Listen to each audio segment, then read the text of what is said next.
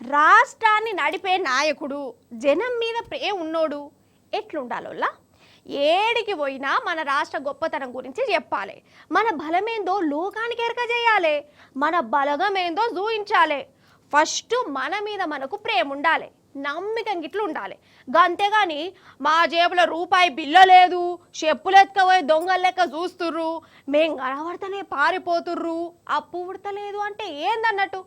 అసలు మనల్ని మనమే చిన్నగా చేసుకుంటే అవతలోనికి అలుసుగామా కామా అయింది ఇప్పటికే అయినాం కూడా.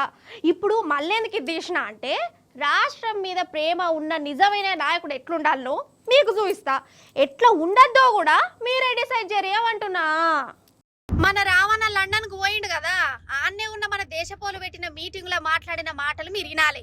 ముఖ్యంగా చేయి పాటోలింది తీరాలి. ఫ్యూచర్లో కూడా అంటే ఇవాళ నేను అధికారంలో లేను, బట్ స్టిల్ ఇక్కడికి వచ్చి నేను తెలంగాణలో పెట్టుబడులు పెట్టండి అని ఎందుకు చెప్తా ఉన్నానంటే ultimately state first, ultimately India first and Telangana first. కాబట్టి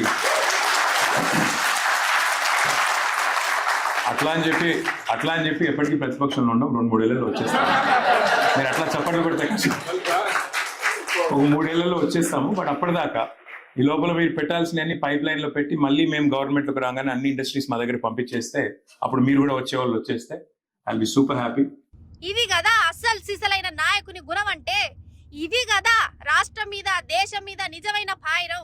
ఇక రావన్న 7 సముద్రాల అవతల మన తెలంగాణ గురించి మాట్లాడిన మాటలు విన్నాక నాకు మన ముఖ్యమంత్రి రేవంత్ అన్న మొన్న మాట్లాడిన మాటలు కూడా మతికి వచ్చినాయి. అది మళ్ళోసారి ఇనుర్రి, ఇద్దరు నడమ ఫరక్ చూడుర్రి. అంతే. రాష్ట్రం ఆర్థికంగా బాగా లేదు, అప్పు పుడతలేదు, అనా పైసా ఎవడు ఇస్తలేడు. ఎవరినైనా కలవడానికి పోతే బ్యాంకర్లు దొంగలను చూసినట్టు చూస్తున్నారు తెలంగాణ రాష్ట్ర ప్రతినిధులను. ఎవడు ఢిల్లీకి పోతే అపాయింట్మెంట్ కూడా ఇస్తలేడు, వీడు వస్తే చెప్పులు కూడా ఎత్తుకపోతాడేమో అన్నట్టుగా ఆ పరిస్థితి ఉంది దేశం ముందల. అప్పు పుడితే నేను కూడా ఏదో ఒకటి చేసి తెచ్చిచ్చేటోను, అప్పు పుట్టట్లేదు, ఎవడు బజార్లను నమ్మడం లేదు. ఇది రేవంత్ సార్ వారి మాట.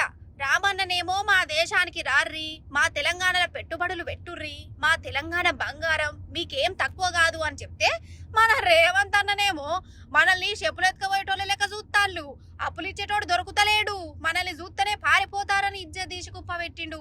మన రావన్న ఇప్పుడు ప్రతిపక్షంలో ఉన్నా గానీ తెలంగాణ ఇజ్జతును నిలబెట్టేదందుకు ఎంత తనలాడుతుండో అర్థమైంది కదా మీకు కూడా.